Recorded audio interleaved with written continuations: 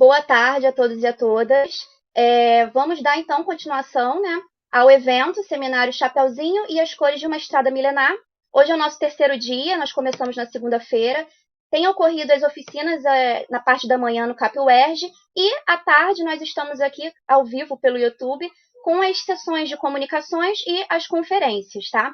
Eu vou me apresentar rapidamente para vocês. Meu nome é Karine André. Eu faço mestrado em língua portuguesa pela UFRJ.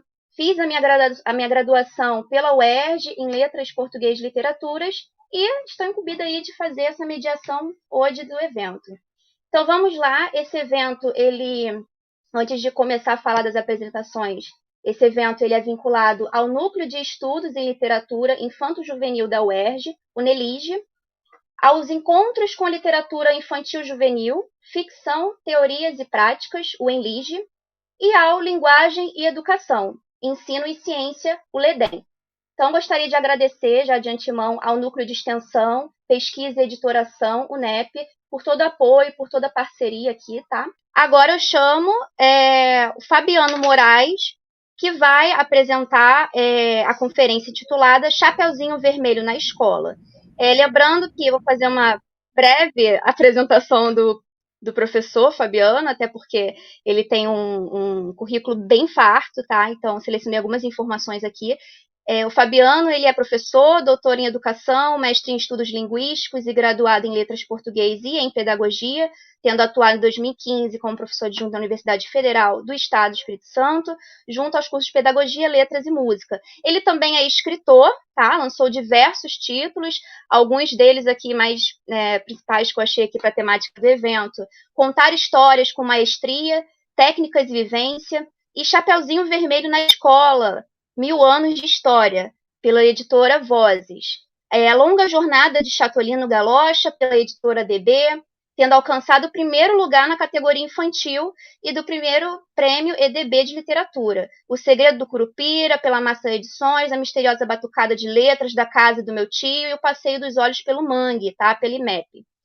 Participou de coletâneas, tá, como Reinvenção da Arte de Contação de Histórias, pela editora Publicar, e Cantadores de História sobre Práticas Orais, Memórias e Arte Narrativa, pela editora Pedro João, tá bom? Ele também é contador de histórias, fez viagens pelo interior, buscando histórias de narradores tradicionais, já contou histórias em estandes da Moderna e da Paulinas na Bienal do Livro no Rio, e apresentou também no Teatro Arena do Sesc de Copacabana, na Maratona de Contos do Simpósio Internacional de Contadores de História. Coordenou o portal Roda de Histórias, né, que é um espaço na internet com fóruns, com notícias, sobre arte de narrar, tá, sobre dicas de livros também, e recebeu o prêmio Culturas Populares 2007 pelo Ministério da Cultura. Então, aí foi uma breve apresentação, tá, do professor Fabiano, e agora eu passo a palavra para ele próprio se apresentar como desejar, tá bom, Fabiano? E dar continuidade aí à sua fala. Tem uma ótima apresentação, Fabiano. Muito obrigado, Karine, pela apresentação, pela acolhida. Nesse momento, eu começo agradecendo a professora Angélica Castilho por esse convite tão especial para participar deste evento. Eu agradeço, é claro, a esse espaço, né? Peço licença a esse espaço, que é a UERJ, né? Que instituição, né? De onde acontece esse evento, né? E de onde são as pessoas que organizam, enfim. Então, eu agradeço, assim, a professora Angélica Castilho e a toda a equipe de organização, a toda a equipe de apoio deste evento. Agradeço a Karine pela mediação, aos colegas de mesa, quem apresentou as comunicações aí, né? A Laís, a Lara, a Caroline e, logo em seguida, a Cristiana Normandia, também colega de conferência nesta mesa. E parabenizo previamente, embora esteja acontecendo, mas parabenizo pelo todo deste evento, que é o evento Chapeuzinho Vermelho e as Cores de uma Estrada Milenar, né? Quero dar os parabéns.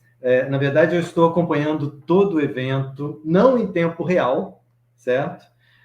As minhas outras atividades não têm permitido, então, não sendo em tempo real, eu diria que tenho acompanhado em tempo, poderíamos dizer, irreal, né? Aquele tempo que a gente inventa, né? Quando a gente não tem tempo, né? E ele acaba se desdobrando e se expandindo, não é? É como aqueles minutos em que nós escutamos histórias e que se transformam numa eternidade, né? Então, eu penso que esse desdobramento, essa invenção desse tempo irreal é uma espécie de lugar dos sonhos, não é? Que é um velho amigo de infância de todos nós que precisamos reaprender a acessar, certo? Nós vamos falar disso daqui a pouquinho, né? Então, a nossa trajetória com a Chapeuzinho começa com o título dessa apresentação, Chapeuzinho Vermelho na Escola, que é justamente o título do livro que publiquei pela editora Vozes no ano passado, certo? Tem o subtítulo 1000 anos de história, né? Neste ano completo, nós temos aí o aniversário de 1000 anos da versão, eu diria até então, pelo menos de que eu tenho conhecimento, a mais antiga que transitou por escolas, certo? E que surgiu no âmbito escolar, né?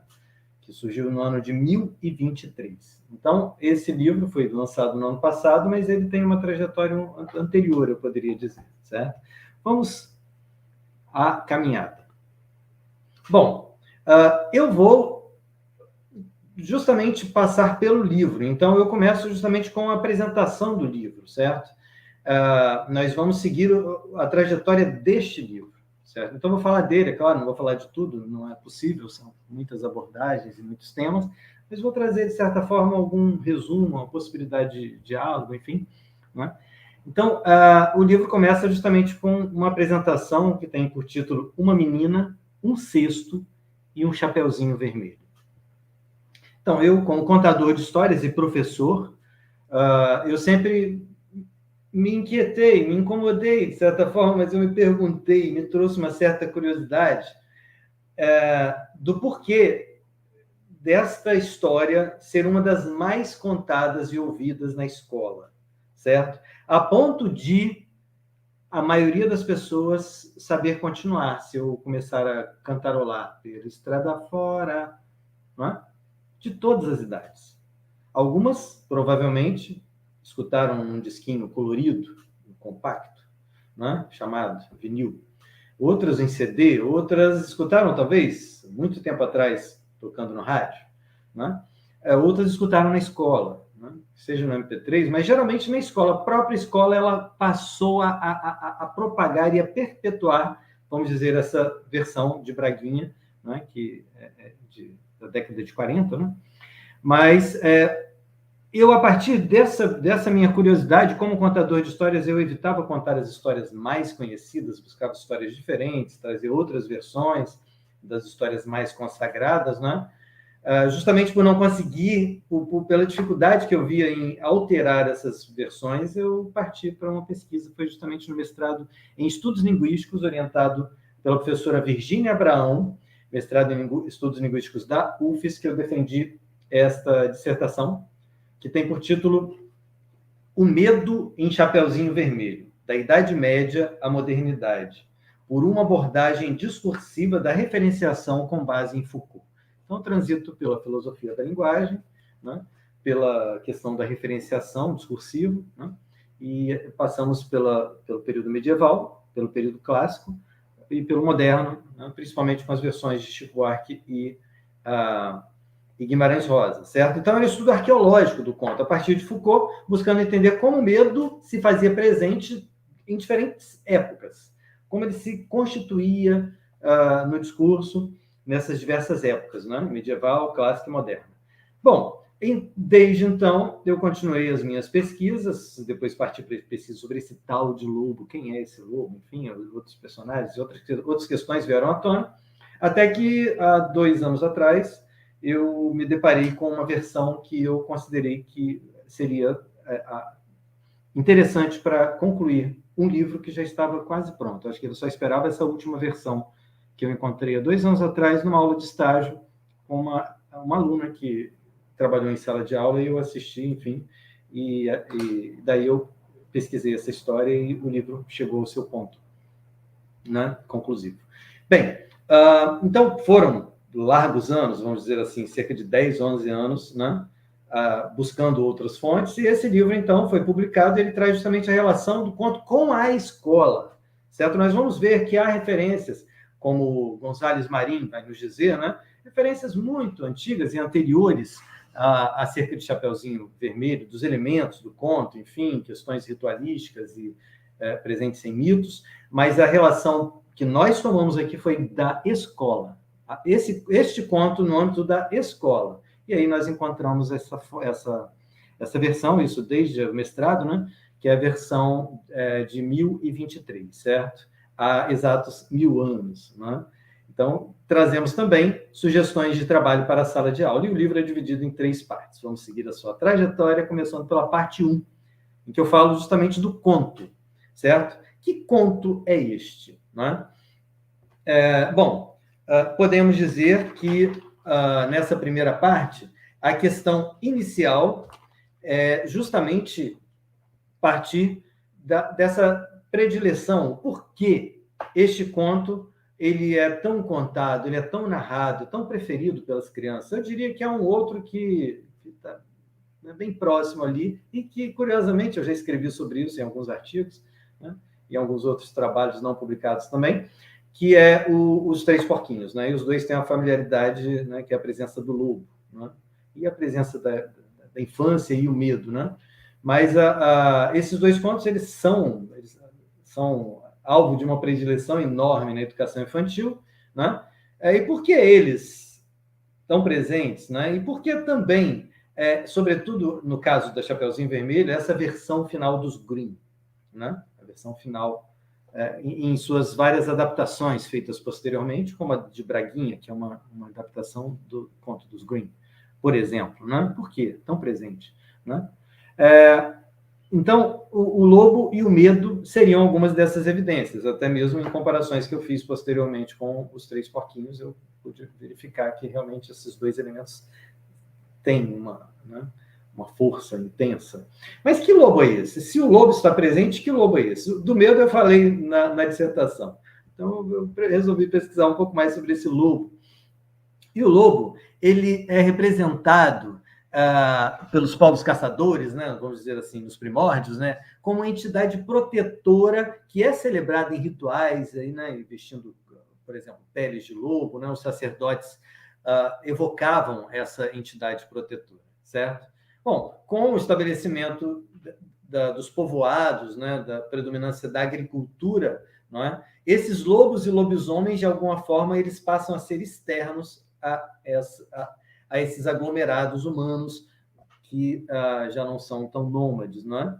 Então, essas forças esses lobos passam a ser ligados a forças hostis, a forças estranhas, não é? E os proscritos, por exemplo, aqueles que são isolados nas florestas, como há casos reais, como há casos presentes em mitos e até mesmo em contos, e até mesmo na literatura, como Mowgli, né? Chamados de meninos lobos, eles passam a ser caçados pelos chamados civilizados. É claro, o Mowgli é bem recente, mas eu estou falando de um período muito anterior, né? Quando as pessoas que, de alguma forma, se isolavam ou viviam na floresta ou eram criadas, né, na floresta, elas passavam a ser caçadas, né? A ponto de, mais adiante, quando o Linneu desenvolve sua taxonomia biológica, ele estabelece uma subclassificação que é o Homoferus, certo? Imagine, né? Então, é como se fosse um outro, né? Quase uma outra espécie, né? De um mesmo gênero, né? Poderíamos dizer, talvez. Então, no fim da Idade Média, pelo fim da Idade Média, a ideia do lobisomem, tal como a da bruxa, passa a ser associada à figura do demônio e, ao mesmo tempo, a tratado sobre a transformação do homem em lobisomem, né? Que é a licantropia, e ele é perseguido, enfim, né? Nós encontramos alguns elementos desse aspecto, por exemplo, em Humberto Eco, O Nome da Rosa, né? Quando um dos personagens ele estuda esses livros de licantropia e é inclusive considerado uma pessoa que se transforma em lobo, por fim, né? Dando spoiler, né? Ele inclusive é condenado. Ele é uma figura secundária, mas está presente, tem uma participação justamente nesse contexto, é claro, literatura, né? Mas acontecia. Bom, essa dicotomia entre humano e animal é europeia. Daí nós trouxemos também, nesse momento do lobo, justamente por conta desse ponto final, certo? Como esse lobo era visto nas Américas, né? E essa relação direta, poderíamos dizer, ligação entre o humano e a natureza, né? Ela está presente nos povos indígenas, e Viveiros de Castro, por exemplo, vai nos dizer que enquanto o europeu vê o ser humano, pensa no ser humano, né, como um ser que foi animal e continua a ser por baixo da sua roupa, os indígenas, eles olham para os animais como humanos que continuam a ser humanos debaixo da sua pele. Certo?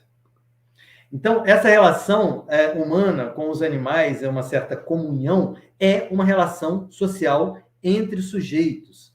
Então, isso é fundamental para pensarmos, justamente porque isso vai aparecer na história final, né? A história que fiz, essa apresentação, que é indígena. Então, essa diferença de perspectiva é essencial justamente por isso. Para essa versão escrita por uma autora indígena, né, que traz justamente essa ideia de uma relação social entre sujeitos, entre a menina, por exemplo, e o lobo. Né?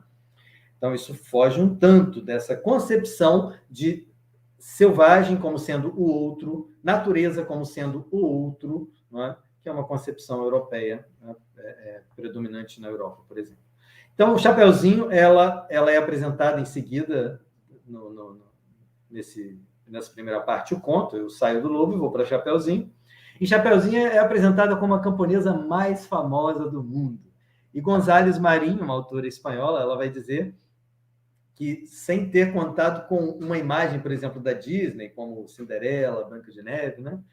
A Chapeuzinho, ela é conhecida simplesmente por 2 objetos. Né? A cesta, tem uma cesta aqui, né? Se vocês olharem aqui, né? E o chapéu vermelho. Aqui está escrito: quem tem medo. Curiosamente, quem tem medo é parte de uma canção dos 3 Porquinhos, mas o sexto da Chapeuzinho. Né? Uma canção também da Disney, né? Uma animação curta da Disney, né? Traduzida, essa versão, a letra é a mesma, em inglês, é claro, na tradução bem literal, por Braguinha, atribuída a Braguinha essa tradução também. Então, a versão da música, da canção mais famosa, né, dos 3 Porquinhos. Então, ela é conhecida por 2 objetos, basicamente, o capuz e a cesta, certo? E ela, sem contar com uma identidade, González Marinho vai nos dizer, ela figura em pé de igualdade com as princesas, sem pertencer à nobreza e sendo uma camponesa. Isso é fundamental, justamente porque nós vamos falar desse conto como um conto de origem camponesa, certo? Então, o aspecto mais evidente do conto é destacado em seguida, nessa primeira parte, que é o aspecto, o caráter sexual do conto. Né? Ao mesmo tempo, vem uma questão, uma pergunta. Que elementos conduziram a essa hegemonia das versões de Perrault e dos Grimm sobre outras possíveis versões do conto? E aí é Zipes, um pesquisador de Chapeuzinho Vermelho, quem vai nos dizer que Chapeuzinho de Perrault, ela é uma versão escrita, masculina e urbana, certo? Então, nós temos aí 3 elementos que vão substituir, certo? Detalhe, é destinada à aristocracia francesa e à burguesia francesa, no final do século XVII, né? E que tomou por base um conto tradicional de iniciação sexual feminina, ou seja, e passa a ser masculino. Né? Um conto da tradição oral, passa a ser escrito.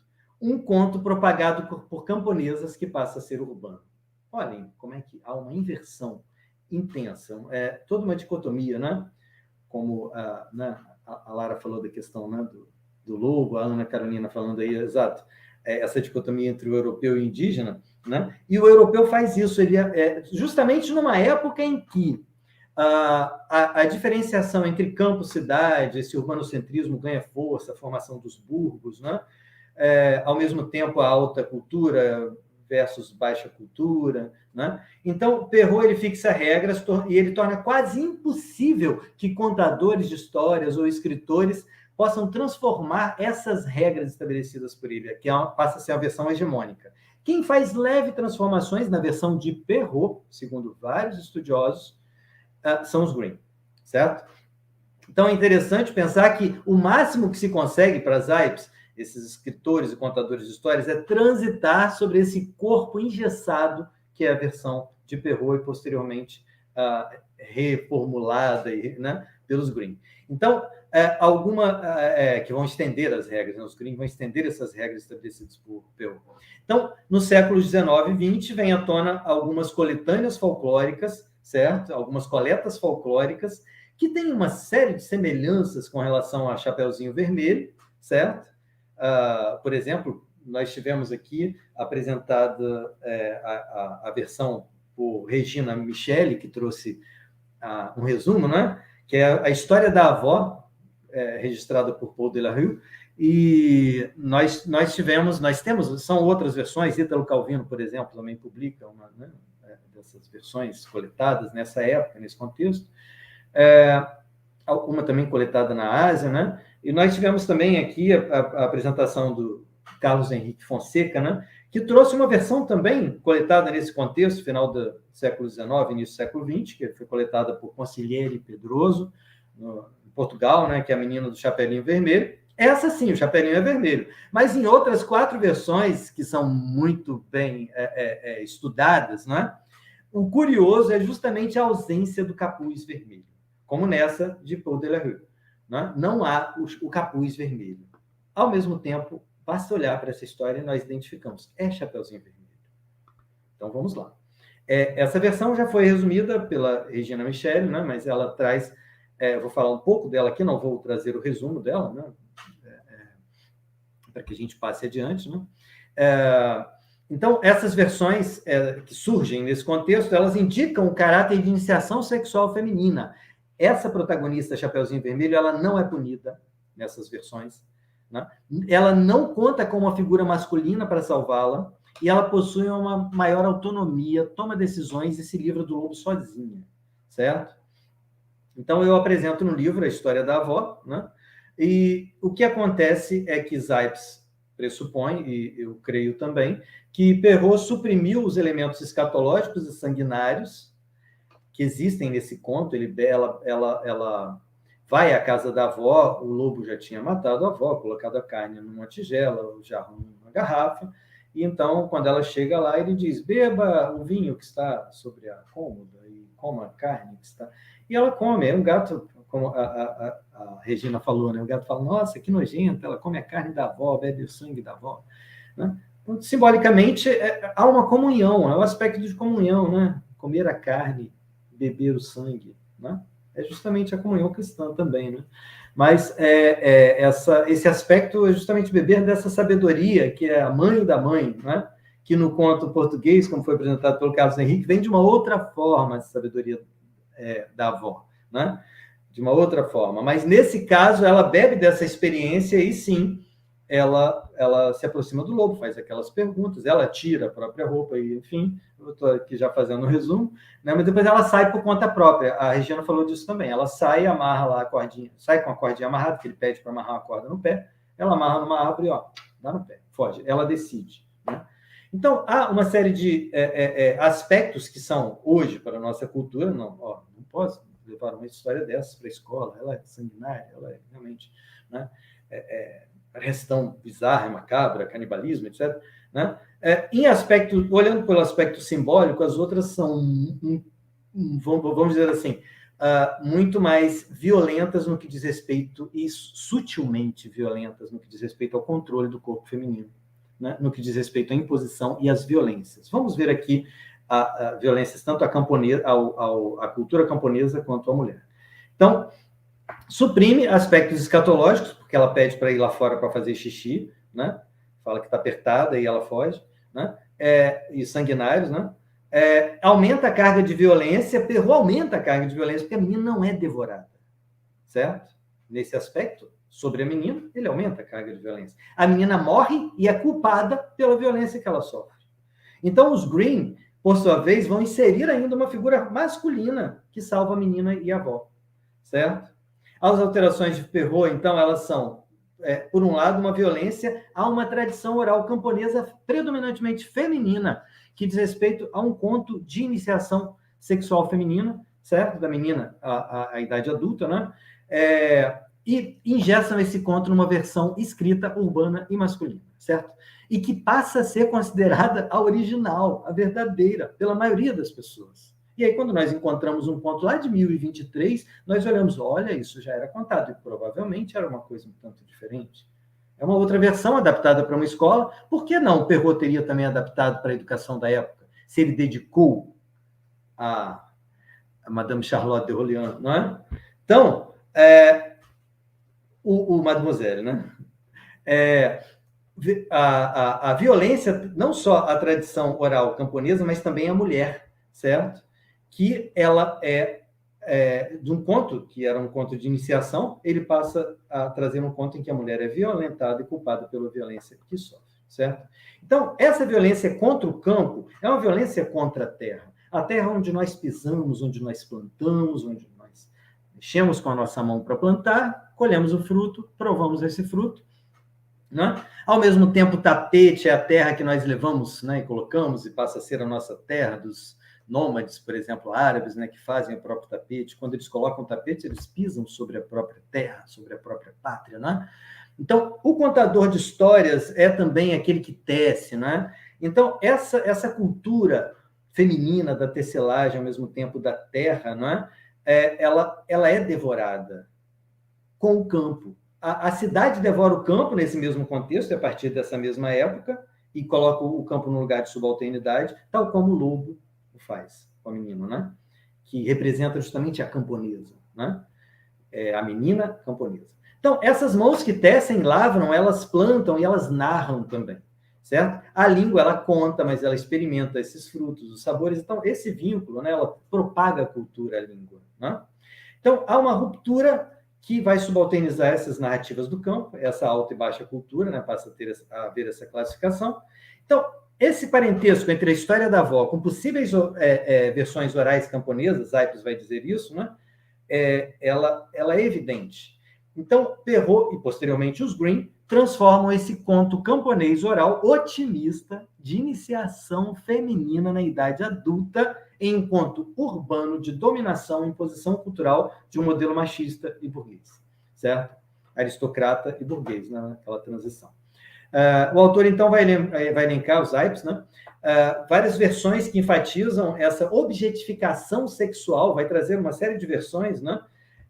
Dessa personagem, versões adultas, e, ao mesmo tempo, vai mostrar que nas adaptações infantis, são suprimidos esses aspectos sexuais. Ao mesmo tempo, essas versões infantis, elas surgem com a justificativa de alertar e, ao mesmo tempo, culpar. Alertar e culpar.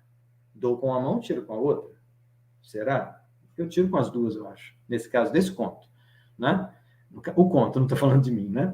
O conto tira com as duas mãos porque ele alerta e culpa as meninas dos perigos que correm, sem questionar que raízes foram essas que permitiram que essa violência existisse nessa nossa sociedade, né? Enquanto Zipes aponta para a versão de Perrault em diante, Marin e Ziolkowski vão para a versão anterior, que é justamente a medieval. Marin, inclusive, vai apontar para uma série de elementos simbólicos do período antigo, da Idade Antiga, né? Mas eu não busquei justamente para não estarem vinculados com a escola, né? Eu comecei com o conto de 1023, que é justamente a segunda parte do livro, começa com ele, certo? Segunda parte do livro, 1000 anos de Chapeuzinho. Começo com a versão medieval de Egbert de Liege. Nós temos aqui um facsímile, uma cópia da página. Aqui está escrito o conto, vamos dizer assim, a chamada, poderia se chamar, a versão de Chapeuzinho Vermelho, que nós hoje chamaríamos assim, né? Depois que surgiu o Chapeuzinho de Perrault, tudo passa a girar em torno da Chapeuzinho de Perrault, então nós vamos chamar de versão de Chapeuzinho Vermelho de Egberto de Liege. Liege era o lugar onde ele vivia, lecionava, a Catedral de Liege. Em 1023 ele escreveu este livro, certo? Contextualizando, era a idade chamada por alguns de pós-carolíngia. Carlos Magno, né, que formou o Sacro Império Romano Germânico, né, no ano de 800 depois de Cristo. E aí houve uma reforma educacional, né? A gente olha assim para a Idade Média como se fosse tudo no período feudal, mas não, houve um processo de construção, um processo de reforma educacional e toda uma abrangência de modificações e aspectos, né, que vieram à tona nesse contexto. Mas depois Carlos Magno morre, né? Nós temos uma queda, vamos dizer assim, né? Nós temos uma ruptura nesse processo de reformas, né? E que, posteriormente, vai contar com uma unificação de Otone, que também é traduzido como Otão ou Otto, né? Que em 926 promove, de certa forma, um renascimento. Por isso também é chamada de Idade Otoniana. Eu quero dizer no que diz respeito ao período literário, por alguns autores, certo? Então, é um período com uma produção literária da época, né? Justamente porque esse Santo Império Romano Germânico ele vai justamente vincular a cultura latina e a cultura germânica. E há uma fronteira entre essas duas culturas. Pensem, região ali próxima à Itália, região próxima à Alemanha. Vamos resumir assim, trazer para a nossa atualidade. Existe uma fronteira entre as línguas, né? Nós temos, inclusive, uma familiaridade, né? Quem conhece bem a questão ali do Império Austríaco, né? E do período de migrações dos austríacos para cá, né? Que hoje vem de uma região que hoje é considerada Itália, vão entender bem disso. Então, essa região de transição é justamente o lugar onde Egberto de Liege se encontra. Nós temos também a língua latina, França, certo? Espanha, Portugal, né? Línguas neolatinas vão surgir dali, né? E nós temos para cima toda essa vamos dizer assim, essa região, né? Com uma influência linguística tanto familiar, a germânica. E ele está justamente na Bélgica, num lugar chamado Liege. Ele é professor de trívio, né? Trívio era um grupo de disciplinas, né? Que envolvia gramática, retórica e dialética. Ele dava aula numa uma escola catedralícia, que fica dentro de uma igreja catedral, né? Chamada de escola episcopal, né? Que desde o período de Carlos Magno, né, ganha força, né? Essas escolas elas vão ganhar força, vão ensinar trívio, quadrívio, né? São escolas que têm por fim formar para um ensino superior, enfim, eu não pesquiso essa área, mas e também formar leigos em alguns aspectos, em alguns momentos só na escola paroquial, mas em outros momentos em escolas episcopais também, né? Mas nessa escola em específico, ele trabalha principalmente com Fábulas de Aviano e com Dística Catonis, que são 2 livros muito utilizados para ensinar o latim, certo? Só que ele tem ali, nesse momento, um público que é daquela região, certo? E o que ele faz? Egberto de Liege, ele faz uma pesquisa naquela região, certo? E vai encontrar, ele é considerado um coletor de folclore diferente dos que surgem, por exemplo, no final do século XIX, né? Mas ele vai coletar histórias com que o público dele, a audiência dele se identificaria, os alunos daquela escola catedralícia, né? Então, ele encontra essas histórias e busca fazer um livro que se chama Fecunda Ratis, que é um navio, uma nau, né, fecunda, e dividida em proa e popa, né, longa, né? Primeiro começa com textos curtos, sempre em verso, né, com os textos antigos, e depois para fábulas um tanto maiores e vinculadas a aspectos religiosos, certo? E Ziolkowski, quem vai pesquisar essa área aí, né? E ele vai tratar religiosamente desses contos camponeses, para que pudesse entrar na escola, como o Perrault vai fazer posteriormente, para que pudesse entrar na corte, certo?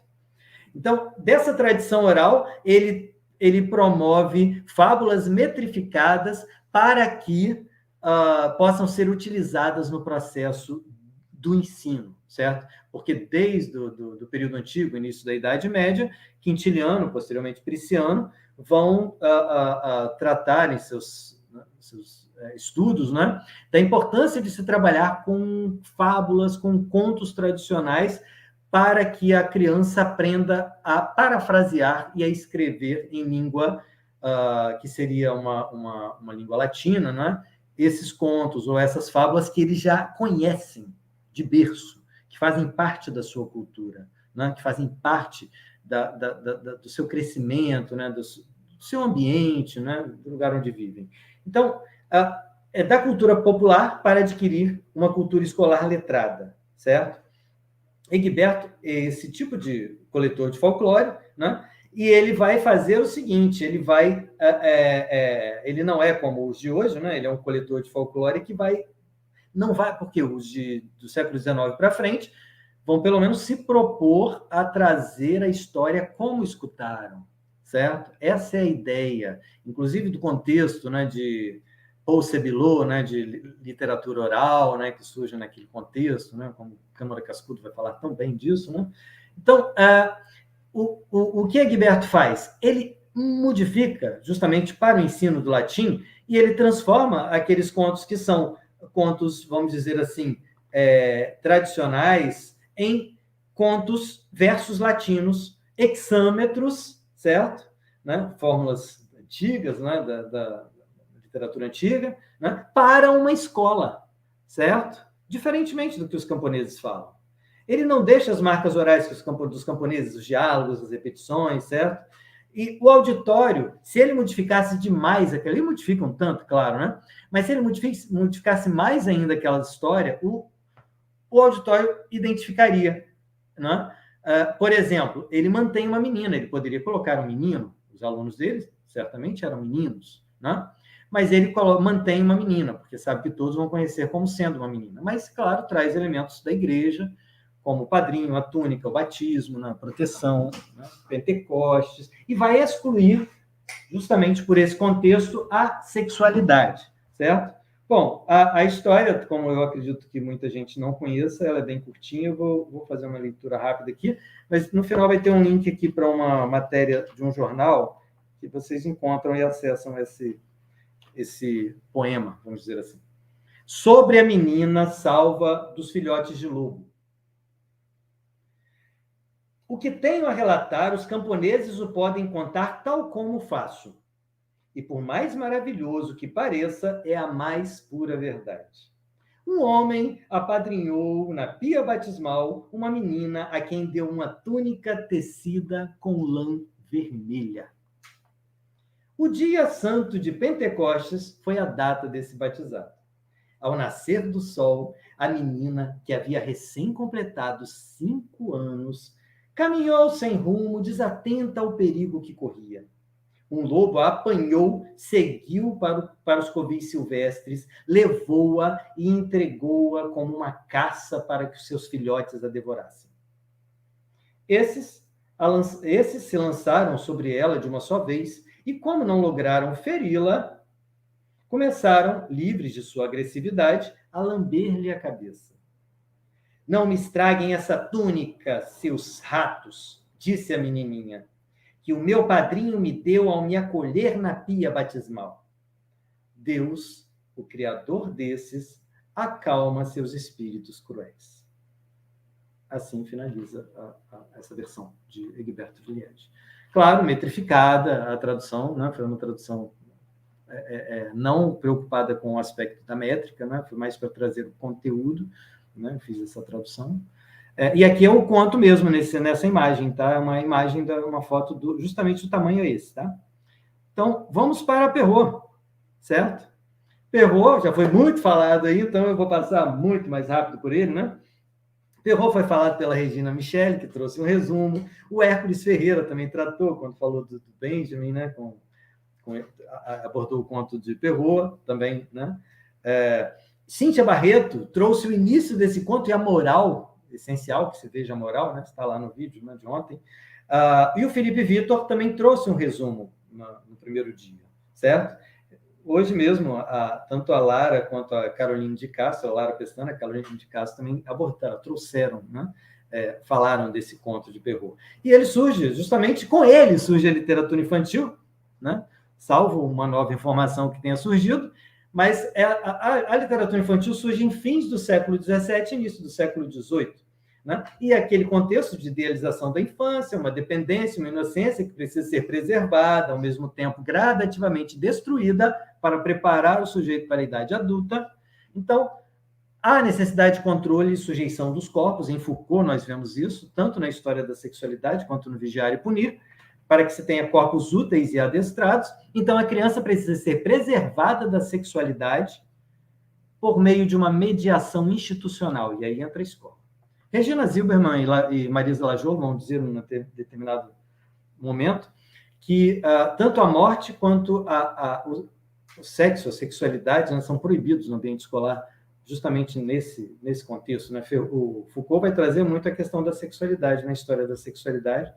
Ele traz vários elementos, né, essa pedagogização e, ao mesmo tempo, uma higienização dos discursos. Né?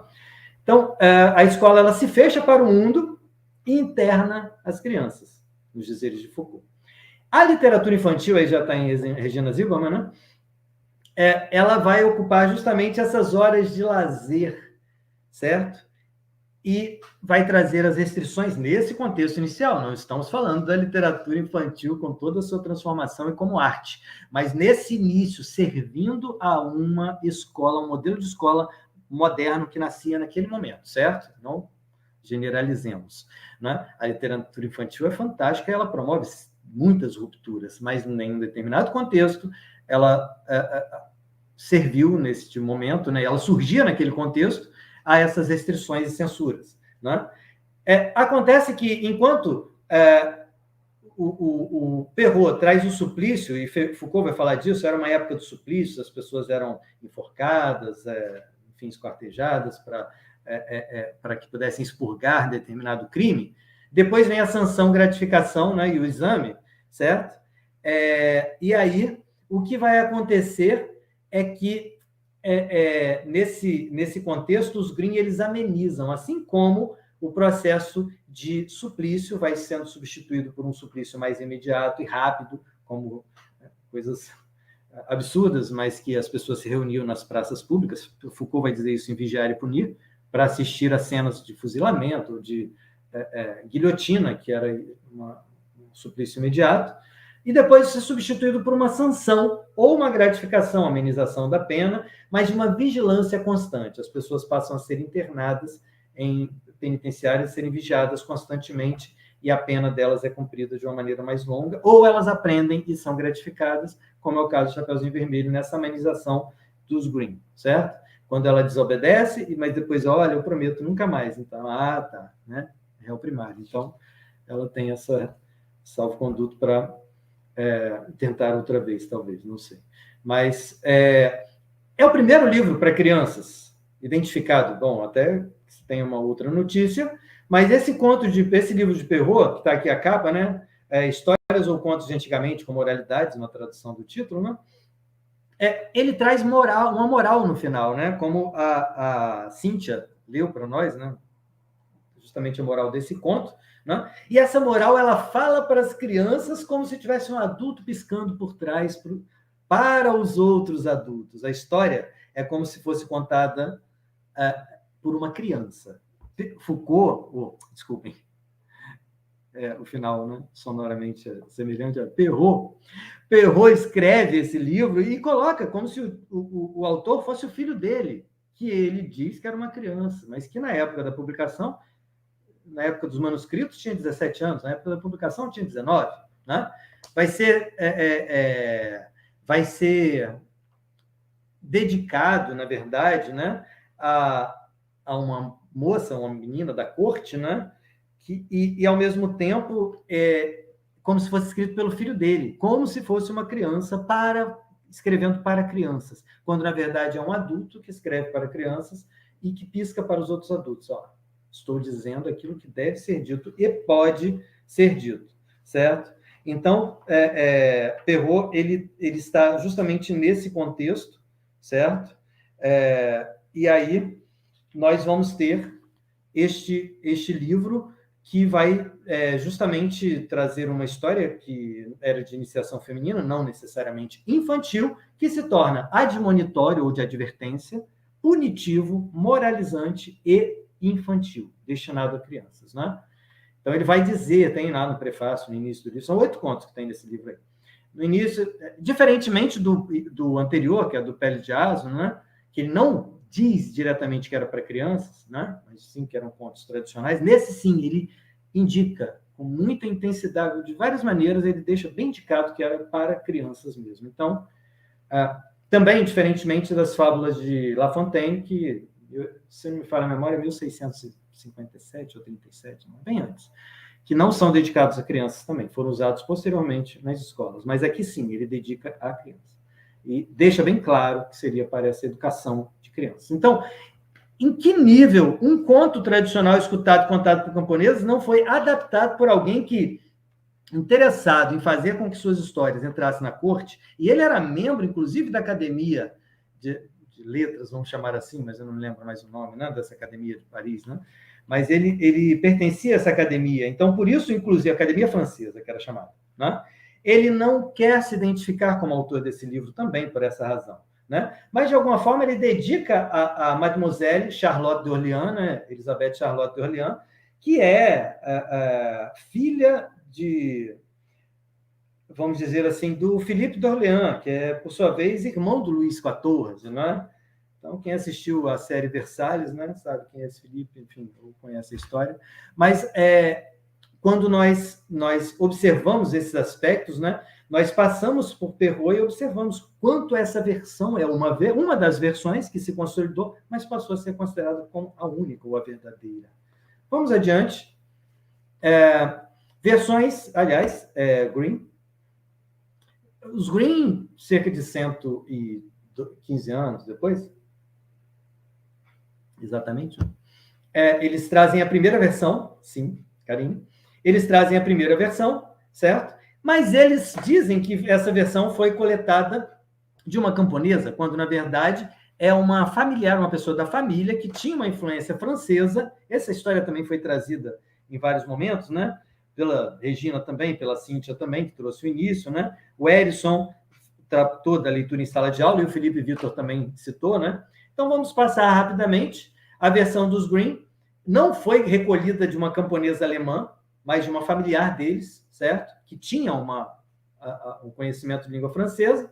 É higienizado esse aspecto cruel, sexual e trágico. A primeira versão tem um final feliz e um anticlímax, como já foi trazido aqui numa das apresentações, né? Que é justamente um outro lobo aparece, a menina e a avó se livram, e depois essa parte é tirada e fica aquela que nós conhecemos bem, que o caçador é quem salva as duas, né? Então, a menina é incapaz de lidar com estranhos e isso define essas regras disciplinares contra as meninas, as medidas, né?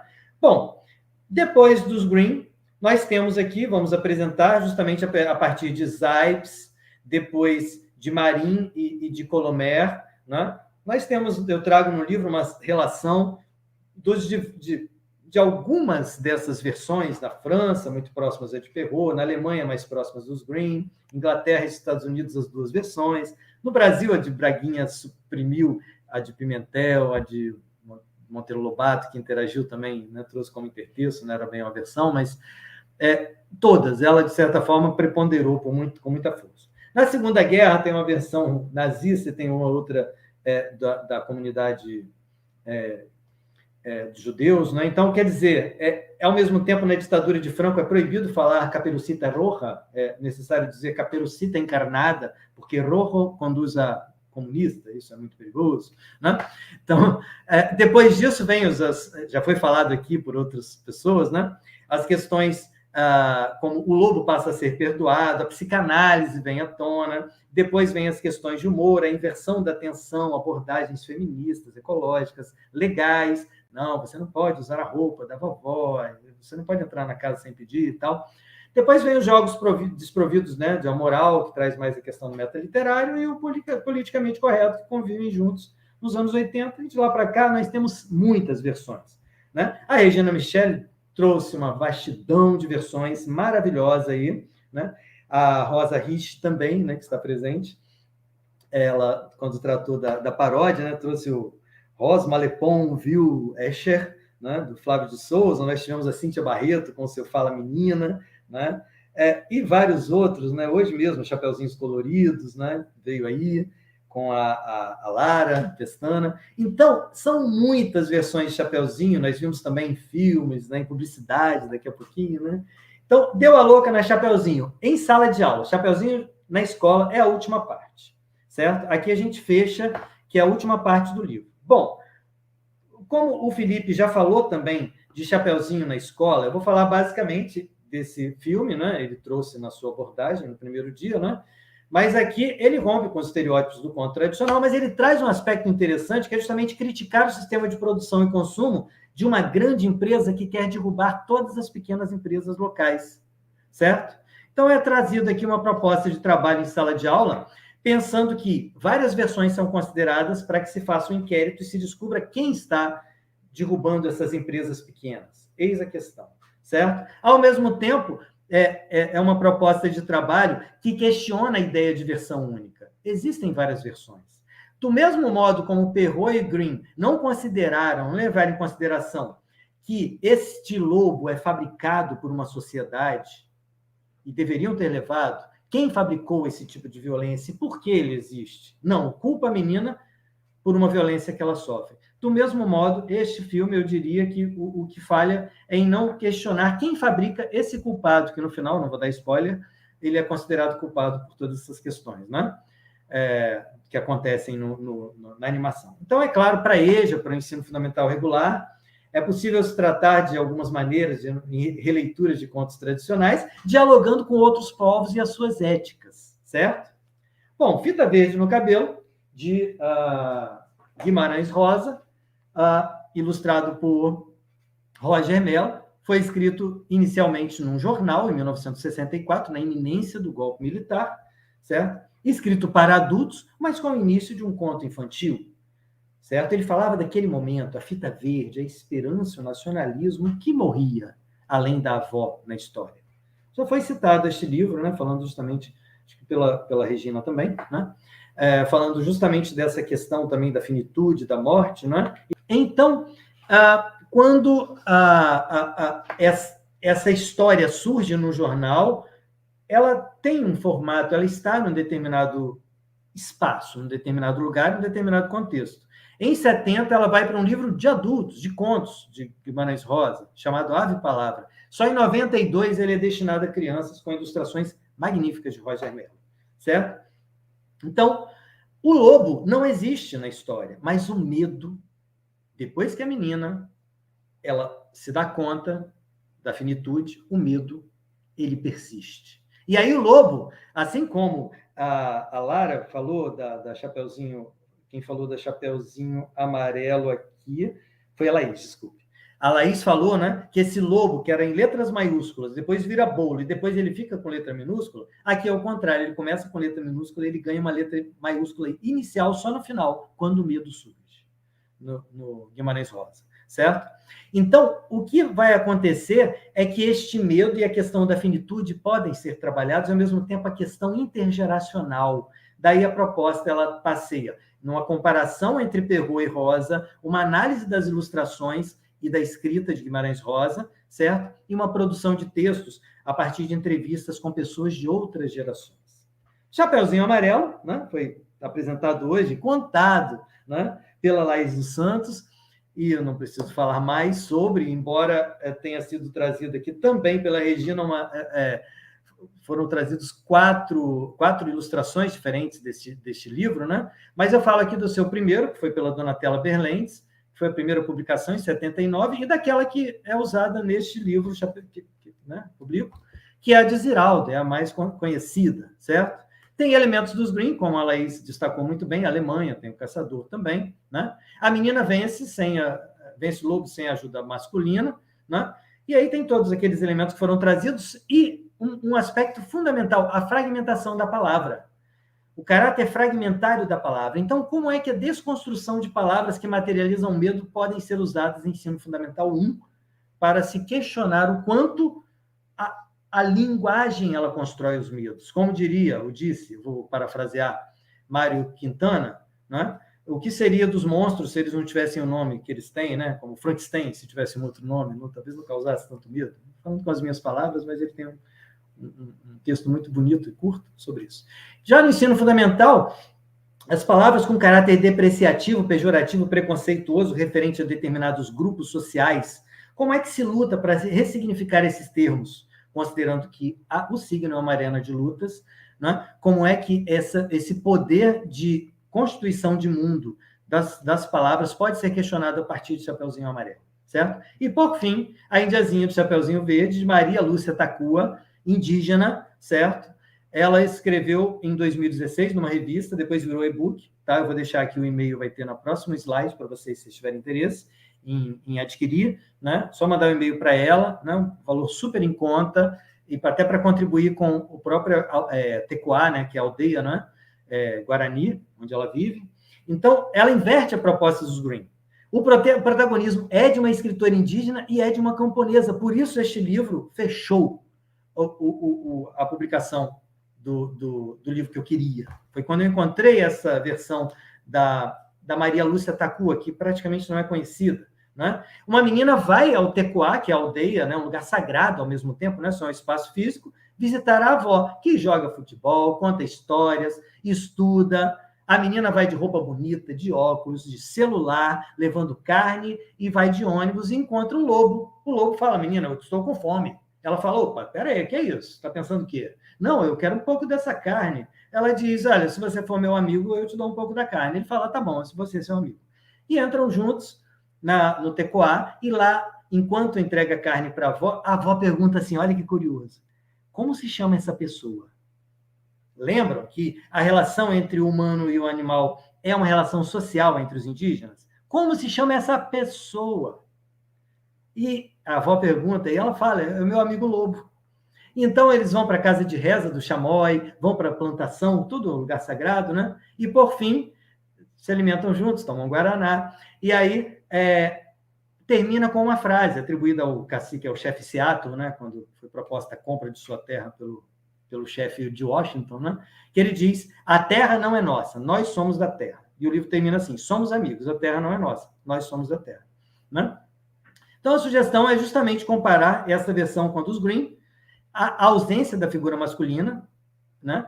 E rompe com estereótipos, certo? E aí, então, fechando com a ideia, esta versão, Krenak nos traz a ideia de adiar o fim do mundo, encontrando o lugar dos sonhos. E as histórias permitem que esse lugar de sonhos se estabeleça. O lugar dos sonhos é justamente o lugar visitado pelos xamãs. Essa casa do Chamói, o lugar sagrado que é a aldeia ou o Tecoá, certo? Então, contar histórias é adiar o lugar dos sonhos. Vocês têm aqui o e-mail para encontrar o livro, tá? Então, qual é justamente o final, né? Se os signos são arenas de luta, e a cultura popular também, o conto Chapeuzinho Vermelho também é.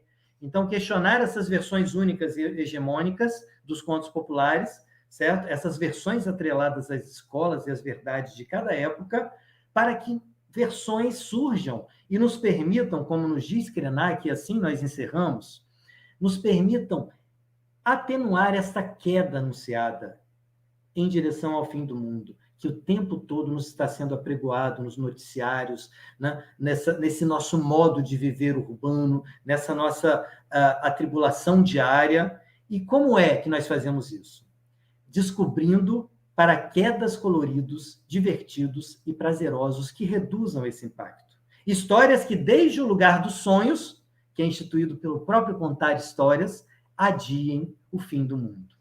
Então, que as Chapeuzinhos, né, contem as suas próprias histórias em suas muitas cores. Vida longa a Chapeuzinho. Obrigado. Obrigada, Fabiano, pela apresentação. Dando continuidade, então, aqui ao evento, vamos deixar perguntas, comentários para depois, tá bom, pessoal? A próxima pergunta que eu tenho é da Ana Carolina Vital e foi para o Fabiano. Tá? Ela gostaria de saber se, inicialmente, estão inicialmente, a escola e a literatura infantil estavam separadas, né? E aí eu acho que isso foi mais no iniciozinho da sua apresentação, Fabiano. Você consegue ouvir? Sim, eu ouço e vou responder por aqui. Sim, vamos pensar que a escola, nós vimos aí uma escola catedralícia, por exemplo, no outro contexto. Nós estamos falando, no caso, de uma escola que depois vai ser chamada de escola moderna, né? Que nesse período sofre uma série de transformações, né? E começa a se constituir de uma determinada forma, aliada, não é separada, de fato, né? Mas aliada também. Quem vai dizer isso é Regina Zilberman, especificamente, né? Aliada à literatura infantil. Essas duas instituições, uma em seu espaço escolar, né? Quando, de fato, esse processo educacional vai acontecer nessa perspectiva da época, né, de preparar para a vida, isolar do mundo, certo? Enquanto a literatura infantil, não a literatura infantil artística, que, por exemplo, e principalmente, mas não somente com Lewis Carroll, né, vai ter toda essa renovação, né? O questionamento, inclusive, é a própria escola, ou os livros sem diálogos ilustrados, né, todo aquele processo educacional já vem ali, mas em outros livros mais. Mas, assim, há uma literatura infantil que surgia nesse contexto de ocupar esses espaços, vamos dizer assim, de prazer, esses espaços de lazer, esses espaços que a instituição não alcança, que os adultos não alcançam, esse lugar da fantasia, ele pode ser alcançado com as regras neste contexto, né? Seria nesse sentido, seriam aliados, tá? Eu posso até dizer em que livro da Regina Zilberman isso está sendo falado, tá? Daqui a pouquinho pode ser. Se tiver alguma outra pergunta, eu falo ou escrevo ali. Então, passar para o próximo aqui, da Ana Carolina, para o Fabiano, mais uma vez. Ela gostaria de saber, Fabiano, o que te motivou a estudar Chapeuzinho, tá? E parabéns também pela palestra. Parabenizou aqui. Bom, só completando aqui, o livro é A Literatura Infantil na Escola, da editora Global, certo? Da Regina Zilberman, né? Ela diz, de fato, que a escola e a literatura infantil se aliaram nesse sentido, né? Então, eu acho que isso responde, né? Elas estariam juntas, embora separadas, para alcançarem momentos diferentes. Essa é a referência. Bom, o que me instigou, eu como contador de histórias, professor também de educação infantil, ensino fundamental, eu via, principalmente na educação infantil, essa predileção, como eu disse na fala, né, pelo Chapeuzinho. E, como eu disse, eu não contava essas histórias. O que aconteceu foi que eu estudei um tempo na UFRJ e atuei como guia. Na verdade, era uma formação, era uma constituição de um trabalho para iniciar o projeto de guias do Museu Nacional, né? E eu preparei, na verdade, nós fizemos uma pesquisa e eu fiquei justamente com arqueologia brasileira e cultura indígena. Na época eram esses, se eu não me engano, o nome das áreas, né? Das salas. E aí, fazendo levantamento do acervo, eu fiz toda uma pesquisa de lendas que eu nunca tinha ouvido. Isso foi há bastante tempo, no Rio de Janeiro, também era guia do Jardim Botânico. E aí, eu, quando me deparei com contos que eu nunca tinha ouvido na escola, eu falei, eu quero contar histórias. Eu fiz, na época, na UERJ, o curso com a Bia Bedran, Cantar e Contar Histórias, em 97, né? Curso de vários meses. E aí, então, voltei para o Espírito Santo e aqui comecei a atuar como contador de histórias. E eu falei, eu quero contar histórias que poucas pessoas conheçam, e não aquelas mesmas de sempre. E aí, então, eu comecei a buscar essas versões, e aí essas eram sempre pedidas, sabe? E aí, quando eu parti para a pesquisa, no caso, entrei para o mestrado, né? Eu trouxe esse conto, mas, ao mesmo tempo, né? Eram versões de vários países, e aí eu também cheguei a Foucault, a questão da constituição, né, dos objetos do discurso, enfim, todo o trabalho do discurso de Foucault e arqueologia. É possível fazer alguma trajetória arqueológica? Foi o começo, vamos dizer assim, né? E aí, então, chegou onde chegou, que é o livro. Acho que mais ou menos essa foi a trajetória, tá?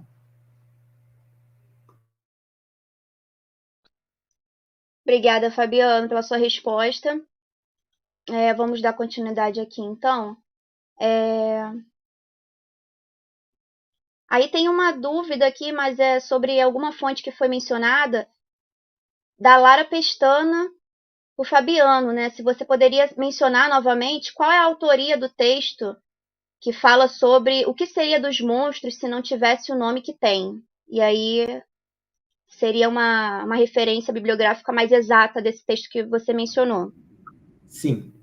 Bom, eu não tenho o livro de onde ele está publicado. Vamos dizer assim, são os poemas de Mário Quintana, que são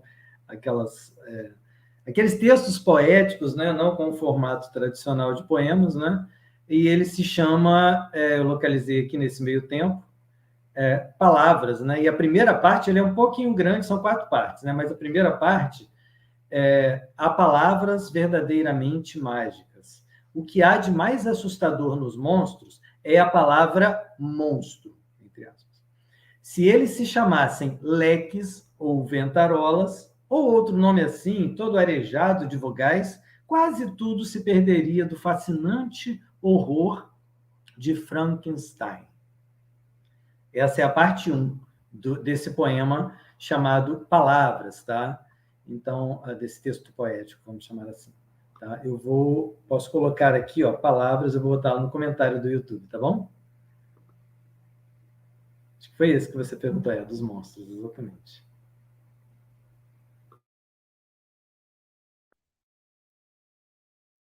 Consegue me ouvir? Tá ótimo, Fabiano, obrigada, tá? Mais uma vez. Deixa eu ver se tem mais algum comentário aqui no nosso chat pelo YouTube. Não, assim, tem uma chuvarada de elogios, né? Comentários positivos. Para o Fabiano, né? Comentaram também. Esse é da Rosa Rich. Excelente sua abordagem, Fabiano, parabéns. Mais pro Fabiano, uma chuva de elogios, gente. Vocês estão de parabéns, tá? Todos aqui foram incríveis. Foi uma tarde muito produtiva, né? Deixa eu. Aqui, ó, tá aparecendo aí, né? Thaís está ajudando. Obrigada, Thaís. Aí, a equipe técnica ajudando a gente em tudo. Obrigada. E é isso, gente. Vocês têm mais alguma coisa a pontuar? Algum comentário? Alguma sugestão? Vocês aqui participantes, comunicadores ou conferencistas? Não? Se não, podem falar, fica à vontade. E aí, então, se não tiverem, a gente vai para o encerramento. Então, só lembrando que essas falas, elas se tornarão capítulo de um livro desse evento, que vai ficar disponível lá no nosso site. Lembrando que qualquer coisa, gente, de presença, para confecção de certificados como ouvinte, só assinar a lista de presença, tá? Está na descrição do vídeo.